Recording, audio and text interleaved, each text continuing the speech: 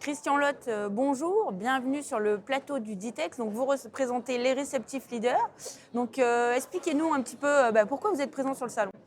Bonjour, merci de m'avoir invité tout d'abord. C'est toujours un plaisir de venir ici, de venir vous rencontrer. On se connaît maintenant depuis un certain temps.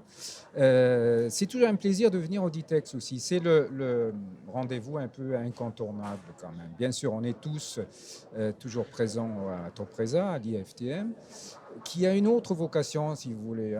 L'IFTM, c'est quand même le salon, le grand salon national, voire international. Ici, on est dans le sud. Voilà. Donc le public vient quand même particulièrement de la région, on déborde jusqu'à Lyon peut-être. Et pour nous, c'est très important d'être présent ici. Certains ne viennent pas à Paris, donc c'est important d'être présent régionalement. Alors, les Receptif Leaders, c'est quoi ? On est le groupement, le premier, le plus important groupement de réceptifs en France. L'association a été créée il y a 17 ans maintenant, par Yves Bervauzy, qui est parti à la retraite ou qui a ralenti son activité. Et en fait, le but, c'est de mutualiser les efforts au niveau des opérations commerciales. Voilà.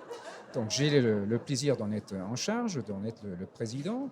Alors, ce qu'il faut savoir, c'est une association qui, on pourrait dire, est à but non lucratif, même si, bien sûr, le but est de promouvoir les entreprises, les membres, mais l'association ne fait pas d'argent, si vous voulez. Ça, c'est très important. Voilà. Et comment ça se passe là pour les différentes destinations que vous représentez ? Est-ce que la reprise est la même partout ? J'imagine que ceux qui sont sur le continent asiatique, c'est un peu le début. Quelle est un petit peu la conjoncture ?